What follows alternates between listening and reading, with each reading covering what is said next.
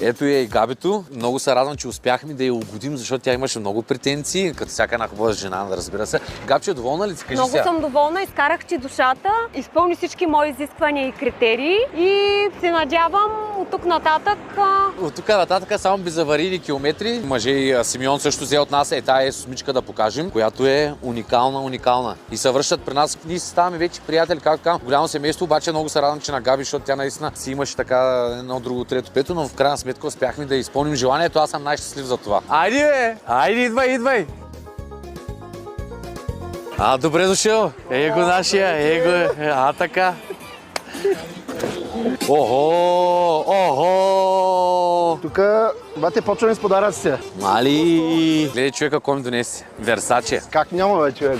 Трябваше просто, толкова сме доволни, колата още не сме, Давай,